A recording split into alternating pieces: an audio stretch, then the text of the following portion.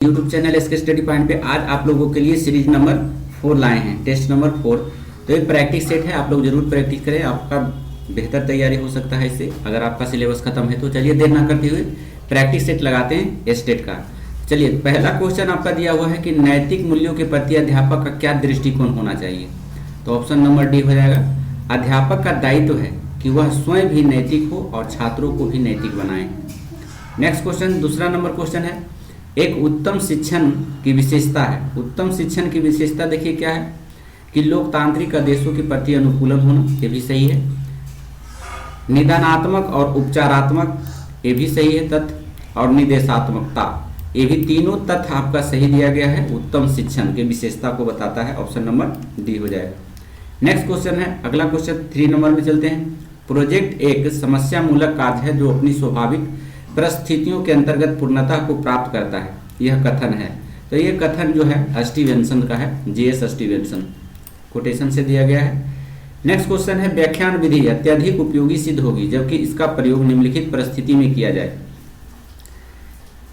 Option number B इसका सही answer है, जब शिक्षक किसी सैद्धांतिक पक्ष की व्याख्या करना चाहते हो तब।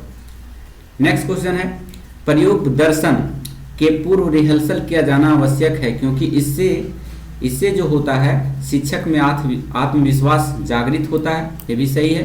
शिक्षक प्रयोग में आने वाली अप्रत्यक्ष कठिनाइयों से परिचित हो जाता है, ये भी सही है। और शिक्षक प्रयोग के भली भांति प्रदर्शित कर पाता है, तो ये भी सही है। तो आपका उपयुक्त आंसर सही हो जाएगा डी। चारों ऑप्शन आपका दिया हुआ है प्रयोग दर्शन के बारे में, रिहर्सल किया जाना आवश्यक है। नेक्स्ट क्वेश्चन है, निम्नलिखित में से कौन सा कथन सही है। सही है के बारे में कह रहा है, गर्भवती माताओं के पोषण अर्थात न्यूट्रिशन को उन्नत बनाने से या प्रस्तुति को देखरेख को उन्नत बनाने से बच्चों की किस तरह की बुद्धि मजबूत होती है। देखिए आप अगर कोई महिलाएं गर्भवती है तो अपना पोषण में क्या लें, है ना, ताकि उसकी बच्चे की बुद्धि मजबूत हो सके। और बच्चों को किस तरह की बुद्धि मजबूत होती है, तो बुद्धि तो मजबूत होती है लेकिन किस तरह की होती है इसके बारे में पूछा गया है। तो इस सम्मान बुद्धि जो है मजबूत हो जाता है। अच्छी तरह से अगर खान पान करते हैं तो उसकी सम्मान बुद्धि से कुछ ज़्यादा देखने को मिलता है, बच्चे टैलेंटेड होते हैं। नेक्स्ट क्वेश्चन चलते हैं, मानव सीखना ह्यूमन लर्निंग से में आप निम्नांकित में से किसे सबसे अधिक महत्व देंगे। तो सबसे अधिक महत्व होगा पुनर्वलन का, 7 का बी हो जाएगा। इसमें बी भी होगा और इसका देख लीजिए उत्सुकता नहीं होगा, और 3 परिमार्जन भी होगा इसका, और आकांक्षा स्तर भी होगा। ये 2, 3, 4 ऑप्शन नंबर 1 बी हो जाएगा। नेक्स्ट क्वेश्चन चलते हैं 8 नंबर की ओर। देखिए 8 नंबर में आपका कह रहा है, बने रहेंगे हमारे साथ। 8वां नंबर क्वेश्चन आपका दिया गया है कि परिहार सीखना के द्विकारक सिद्धांत में 2 कारक कौन से हैं। तो 2 कारक उसमें जो है क्लासिकी अनुबंधन है के नियम तथा साधनात्मक अनुबंधन के नियम, ये दोनों नियम जो है ये परिहार सीखना के द्विकारक सिद्धांत से संबंधित है। नेक्स्ट क्वेश्चन है, अगला क्वेश्चन 9 नंबर में, सेगलीमैन के अनुसार प्रयोगात्मक परिस्थितियों में प्राणियों में विषाद का एक मुख्य कारण होता है। तो एक कारण होता है अर्जित निस्सहायता का, ऑप्शन नंबर सी हो जाएगा इसका सटीक आंसर। 10 नंबर क्वेश्चन कह रहा है कि यह विश्वास की सीखने की प्रक्रिया में त्रुटि का होना एक आवश्यक कदम है जो शिक्षणकर्ताओं के एजुकेटर्स को उन्हें पूर्णतः समाप्त करने की प्रवृत्तियों को ढूंढने से रोका है। इसके फलस्वरूप एक नई प्रविधि बनाई गई है जिसके द्वारा अनेक निष्पादन की असफलताओं को समाप्त किया जा सकता है। इस प्रवृत्ति को कहा जाता है, तो इस प्रवृत्ति को कहा जाता है दत्त कार्य। नेक्स्ट क्वेश्चन है, टालमैल का लोकप्रिय सिद्धांत, ये फिलोसफर से इसका लोकप्रिय सिद्धांत कौन सा था। तो यह प्रत्याशा का सिद्धांत टॉलमैन ने दिया था। तो आपको याद रखना है प्रत्याशा का सिद्धांत किसने दिया था, तो टॉलमैन ने दिया था। नेक्स्ट क्वेश्चन है, कक्षा में नया पाठ पढ़ाने से पहले शिक्षक को क्या करना चाहिए। तो शिक्षक को करना चाहिए नए पाठ के बारे में बच्चों की रुचि और जिज्ञासा पैदा करनी चाहिए, ऑप्शन नंबर सी सटीक आंसर है। अगला क्वेश्चन है, आप विज्ञान के अध्यापक नहीं हैं। कक्षा की पाठ्य पुस्तक में एक पाठ किसी वैज्ञानिक के जीवन और उसकी वैज्ञानिक उपलब्धियों के बारे में है। ऐसी स्थिति में उस पाठ के संबंध में आप क्या करेंगे? तो उस पाठ के संबंध में स्वयं उस वैज्ञानिक के जीवन और उसकी वैज्ञानिक उपलब्धियों के बारे में पढ़कर छात्रों को स्वयं पाठ पढ़ाएंगे। तो ये आपका सटीक आंसर है। अगला क्वेश्चन है, संविधान में शिक्षा को किस सूची में सम्मिलित किया गया है? तो शिक्षा को समवर्ती सूची में सम्मिलित किया गया है। देखिए, समवर्ती सूची में होता है क्या, इसमें केंद्र और राज्य दोनों की भागीदारी होती है, लेकिन केंद्र सूची में सिर्फ केंद्र सरकार की भागीदारी होती है और राज्य सूची में सिर्फ राज्य सरकार की भागीदारी होती है। अगला क्वेश्चन है 15 नंबर में लेके चलते हैं हम आपको, देख लीजिए। 15 नंबर क्वेश्चन कह रहा है, ग्रामीण क्षेत्रों में अच्छी शिक्षा की व्यवस्था हेतु राष्ट्रीय शिक्षा नीति 1986 ईस्वी में जिला स्तर पर निम्नांकित विद्यालय को खोलने का संकल्प किया गया था।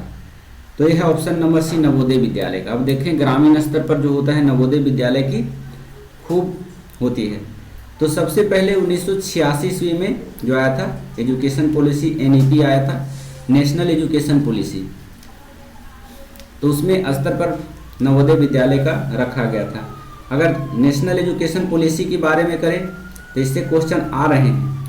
राष्ट्रीय शिक्षा नीति जो है इसरो के पूर्व चीफ डॉक्टर कस्तूरी रंगन की अध्यक्षता में तैयार किया गया था, और राष्ट्रीय शिक्षा नीति के अध्यक्ष जो बनाया गया था वो कस्तूरी रंजन जी को बनाया गया था।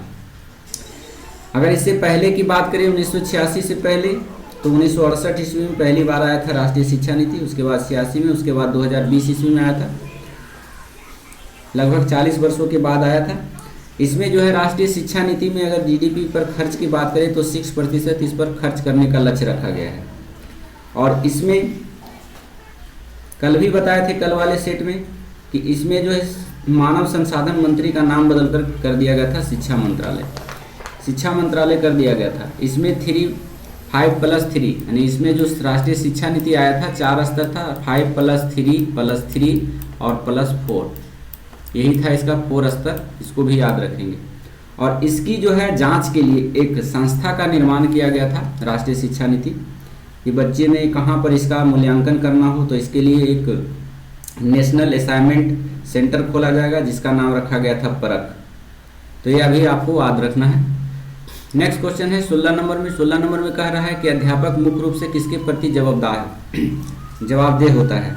अध्यापक के बारे में कहा गया है, तो ये जो होता है समाज तथा छात्रों के प्रति जवाबदेह होता है, ऑप्शन नंबर सी हो जाएगा। नेक्स्ट क्वेश्चन है, इकाई पाठ्य योजना को सफल बनाने के लिए अध्यापक को क्या करना चाहिए? तो अध्यापक को करना चाहिए विभिन्न इकाइयों के बीच अंतर संबंध बनाए रखना चाहिए, सही दिया है। इकाइयों को पुनः तत्वों को विभाजन करना चाहिए, ये भी सही है। और हर इकाई के मूल्यांकन प्रक्रिया पूर्व निर्धारित होनी चाहिए, तो ऑप्शन नंबर आपका सभी सही हो जाएगा। सही गलत वाले प्रश्न मूल्यांकन का सही मानदंड नहीं प्रदान कर सकता है, क्योंकि इसमें छात्रों का अंदाजा लगाकर उत्तर देने की संभावना 50% होती है, बिल्कुल सही है। और इसमें प्रश्नों का उत्तर देने के लिए गहन अध्ययन की आवश्यकता नहीं होती है, ये भी सही दिया गया है। और इसमें नकल करके वास्तविक उपलब्धियां बढ़ाई जा सकती है, ये भी सही है। तो अब उत्तर आपका डी हो जाएगा। सही गलत वाले प्रश्न का मूल्यांकन का मापदंड नहीं कर सकता है, क्योंकि ये सभी परेशानी आ सकता है। नेक्स्ट क्वेश्चन है 19 नंबर में, परियोजनवाद शिक्षा दर्शन की शिक्षा की देन है, तो आपका आंसर हो जाएगा योजना पद्धति। नेक्स्ट क्वेश्चन है, निम्नलिखित में से कौन सा अधिगम को अधिकतम करने के लिए सर्वाधिक उचित है? तो हो जाएगा ये, शिक्षकों को अपनी संज्ञानात्मक शैली के साथ साथ अपने शिक्षार्थियों की संज्ञानात्मक शैली की पहचान करनी चाहिए। अगला क्वेश्चन है, डैश के अतिरिक्त निम्नलिखित सभी सीखने के रूप में आकलन को बढ़ावा देते हैं, किसका बढ़ावा देते हैं? तो ऑप्शन नंबर इसका डी हो जाएगा। जितनी भी संभावनाएं होती है, जितनी संभावना हो शिक्षार्थियों को लगातार परीक्षण लेना। नेक्स्ट क्वेश्चन है, डैश के अतिरिक्त निम्नलिखित में से सभी तथ्य संकेत करते हैं कि बच्चा कक्षा में संवेदनात्मक और सामाजिक रूप से समायोजित हो, तो इसका आंसर भी डी हो जाएगा।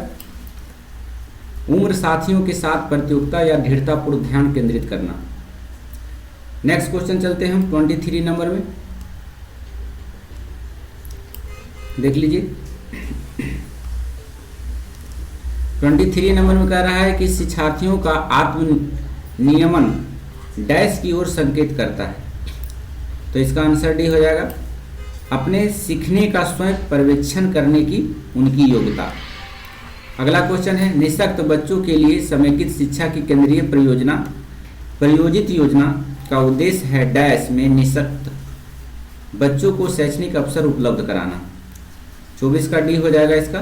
नियमित विद्यालय जाएंगे तो समेकित शिक्षा यानी पाना संभव हो जाएगा। केंद्रीय परियोजना का यह योजना का उद्देश्य है कि नियमित विद्यालय खुलनी चाहिए जिससे बच्चे नियमित आ सके। नेक्स्ट 25 नंबर में कह रहा है कि सार्थक अधिगम क्या है। तो सार्थिक अधिगम कहा जाता है निजी अनुभवों से ज्ञान संरचनाओं का संकीर्णन का निर्माण करना ही सार्थक अधिगम कहलाता है। अगला क्वेश्चन 26 नंबर में, सभी विद्यार्थियों में अपनेपन यानी संबद्धता की भावना विकसित करने के लिए एक अध्यापिका को क्या करना चाहिए। विद्यापक को यानी जितने भी स्टूडेंट पढ़ रहे हैं उसको अगर संबंध बनाना चाहे, मतलब संबंधता निकट लाना चाहे अपने पास कि कैसे बच्चे हमसे जुड़ाव रख सके, कैसे सीख सके, उसके लिए एक अध्यापिका को क्या करना चाहिए। अध्यापिका के बारे में पूछ रही है क्वेश्चन। तो इसमें हो जाएगा विविधता या व्यक्तिगत भिन्नताओं के प्रति सम्मान पैदा करना, क्योंकि हमारे क्लास में विभिन्न वर्ग विभिन्न संस्कृति के बच्चे आते हैं। सभी को सम्मान दें, सभी को सम्मान भाव से देखें, विभिन्नताएं ना करें उसमें, ताकि बच्चे हमारे साथ संबंध स्थापित करें और सीखने का प्रयास करें, उसे किसी भी तरह का हेजिटेशन ना रहे। नेक्स्ट क्वेश्चन चलते हैं 27 नंबर में। 27 नंबर में कह रहा है निम्नलिखित में से कौन सा अधिगम के आकलन को उजागर करता है। तो ऑप्शन नंबर इसमें बी हो जाएगा। शिक्षक विद्यार्थियों की चिंतन प्रक्रियाओं पर ध्यान देने के अलावा उनकी अवधारणात्मक समझ का भी आकलन करना चाहिए कि उसको क्या समझ में आ रहा है। प्रतिक्रियाओं पर तो ध्यान देना चाहिए कि बच्चे क्लास में क्या कर रहे हैं, चिंता करनी चाहिए शिक्षक को विद्यार्थियों के प्रति। इसके साथ साथ उसकी अवधारणाओं को भी समझना चाहिए कि उसकी दिमाग में क्या चल रहा है। नेक्स्ट क्वेश्चन है, विद्यार्थियों के प्रभावशाली अधिगम के लिए निम्नलिखित में से कौन सा शिक्षक के प्रारंभिक कार्यों में से एक नहीं है। तो नहीं कहा गया है, तो ऑप्शन नंबर बी देखिए सटीक आंसर है। विद्यार्थियों को उपदेशनात्मक विधि से सूचना प्रदान करना ये शामिल नहीं है। 28 नंबर के बाद 29 नंबर क्वेश्चन में चलते हैं लेकर हम आपको। 29 नंबर में देख लीजिए, चलिए देखिए यहाँ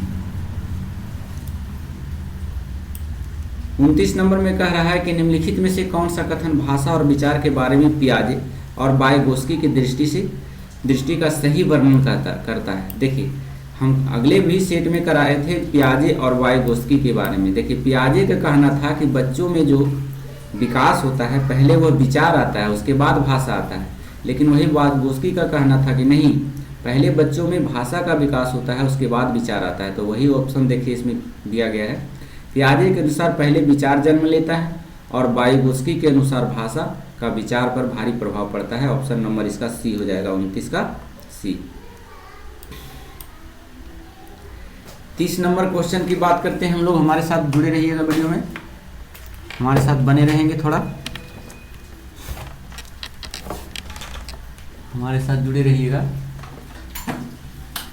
चलिए देखिए इसमें आपका 30वां नंबर क्वेश्चन है पेडालॉजी का, क्योंकि 30 क्वेश्चन आपसे पूछा ही जाएगा।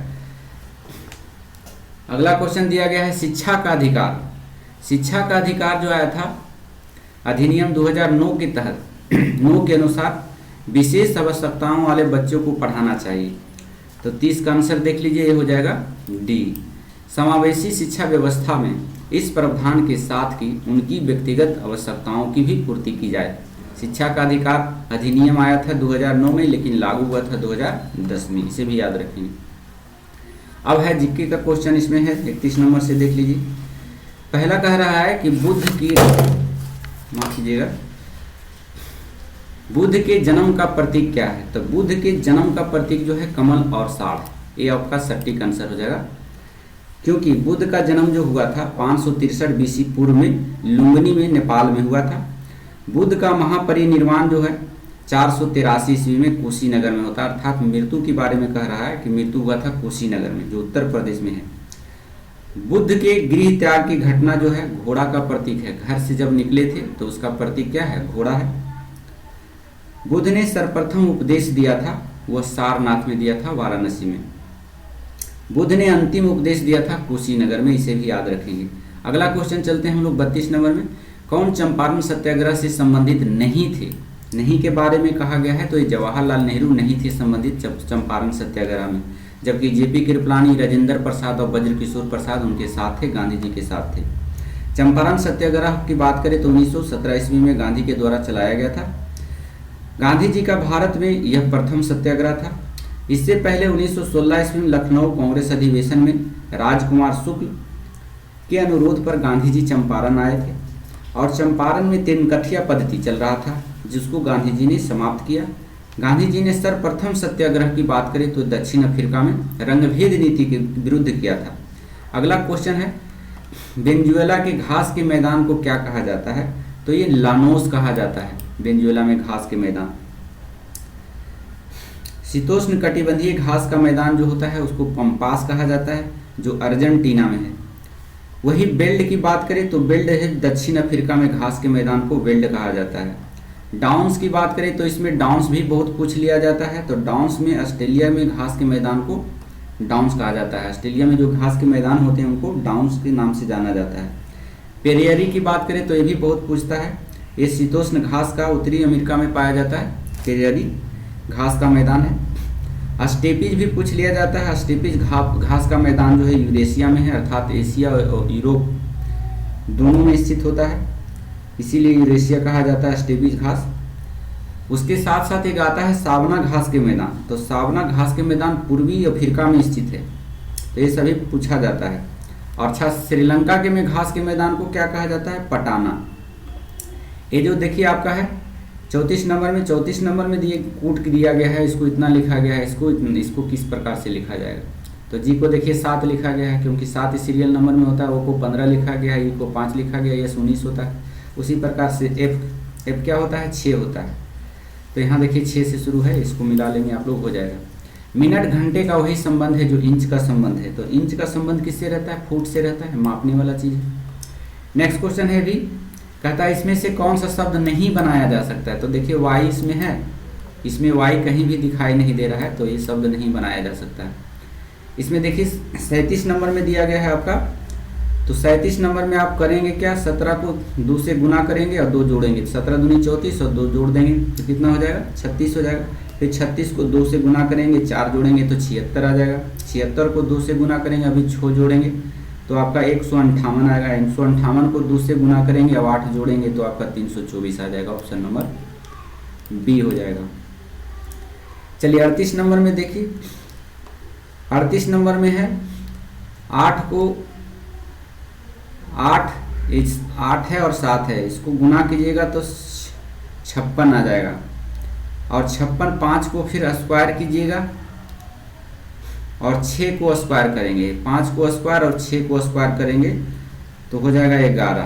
तो 11 11 121 हो जाता है।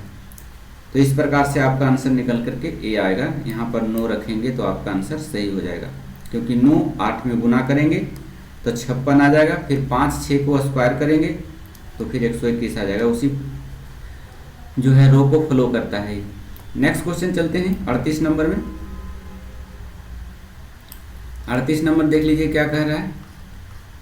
38 नंबर में कह रहा है कि धूपगढ़ किस पर्वत क्षेत्र की सर्वोच्च चोटी है? धूपगढ़ ही यहाँ होना चाहिए, धूपगढ़ या धूपगढ़ी भी कहा जाता है। धूपगढ़ी किस पर्वत की सर्वोच्च चोटी है? तो ये जो है आपका यह है सतपुड़ा का, ऑप्शन नंबर बी हो जाएगा। 39 का ऑप्शन नंबर बी हो जाएगा, क्योंकि सतपुड़ा मध्य प्रदेश में है और इसी के चोटी को जो है धूपगढ़ी कहा जाता है। यह महादेव पर्वत पर स्थित है। सतपुड़ा का पहाड़ ज्वालामुखी चट्टान से बना हुआ है, इसे भी याद रखना होगा। अगर अरावली की बात करें तो अरावली प्राचीन पर्वत है, सबसे प्राचीन, और यह राजस्थान में स्थित है। इसकी चोटी को कहा जाता है गुरु शिखर। हिमालय की बात करें तो हिमालय जो है मोड़दार और बलित पर्वत का उदाहरण है। इसकी सबसे ऊंची चोटी को कहा जाता है माउंट एवरेस्ट। ये 8848 मीटर है जो ऊंचा है, लगभग कहें तो 9 किलोमीटर। भारत में सर्वोच्च चोटी की बात करें तो सर्वोच्च चोटी भारत में जो है कंचनजंगा 8586 मीटर है। अगर विश्व की दूसरी सर्वोच्च चोटी की बात करें तो केटू आता है, केटू यह है 8611 मीटर। भारत की सर्वोच्च चोटी है केटू।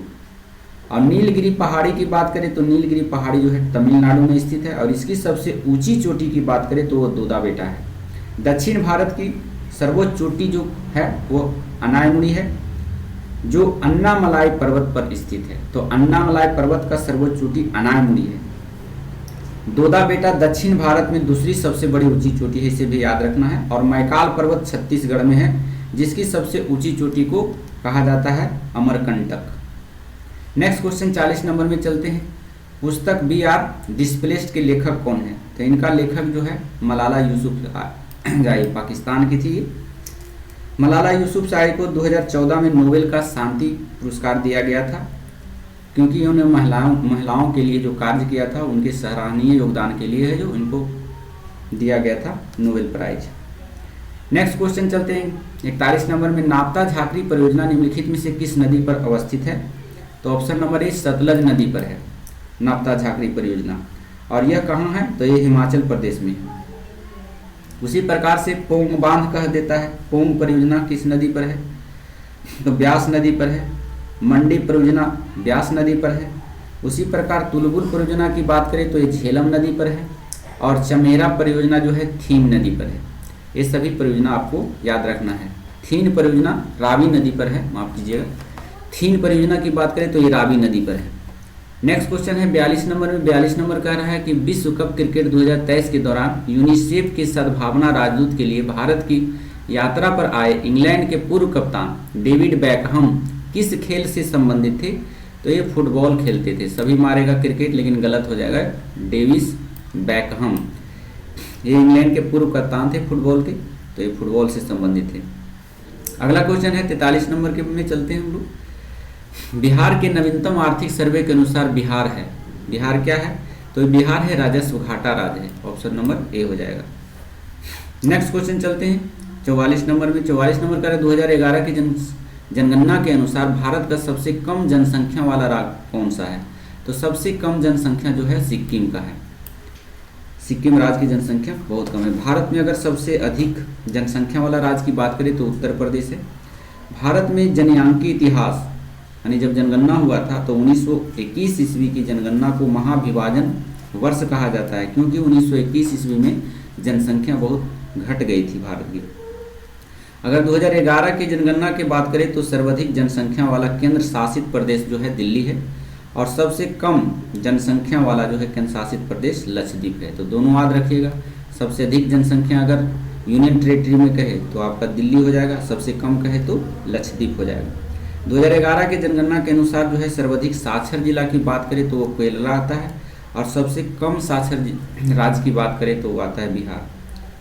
तो इसे याद रखना होगा। नेक्स्ट क्वेश्चन है 45 नंबर में। 45 नंबर का रहा निम्नलिखित में से कौन सा शुद्ध घरेलू उत्पाद की अवधारणा का सबसे अच्छा निरूपण करता है? तो ऑप्शन नंबर सी हो जाएगा जीडीपी माइनस मूल्यह्रास। नेक्स्ट है आप लोग मैथ को बना सकते हैं इसमें, इसका आंसर आपका 60 आएगा। 47 नंबर में चलते हैं। अभी मैथ से संबंधित है, 40 आएगा इसका आंसर। 48 में चलते हैं, 15 आ जाएगा। 49 में चलते हैं हम लोग, 49 का भी मैथ से संबंधित है, इसका सी आ जाएगा आंसर। आप लोग बनाने का प्रयास करेंगे। देखिए 50 नंबर और लास्ट क्वेश्चन है, इसका आंसर जो आपका है 50 का सी आ जाएगा 1016। तो इसके साथ ही 50 नंबर का जो पूछा जाता है टीचर एबिलिटी टेस्ट में, तो ये बहुत योगदान करेगा आपका नंबर बढ़ाने में क्योंकि यह जो है सब्जेक्ट 50 नंबर का पूछा जाता है। कल भी हम सेट में बताए थे कि इसमें अगर 40 नंबर आप कर लेते हैं, बाकी सब्जेक्ट में आप 50 नंबर अपना सब्जेक्ट में ले लाते हैं तो आपका कन्फर्म रिजल्ट है जो सब्जेक्ट आप ग्रेजुएशन में किए हैं। नेक्स्ट क्वेश्चन चलते हैं हम लोग, अगले सेट की बात करेंगे कल 5वां नंबर सेट में। जब तक के लिए अगर हमारे चैनल पे आप लोग नए हैं तो कृपया करके हमारे चैनल को लाइक कर दीजिए और सब्सक्राइब कर लीजिए ताकि जो भी हम सेट डालें वो सबसे पहले आपके पास पहुंच जाए और आपको देखने को मिले। तो मिलते हैं फिर अगले वीडियो में 5वें नंबर सेट के साथ, प्रैक्टिस सेट के साथ। जब तक के लिए धन्यवाद। Thank you so much. Thank you for watching.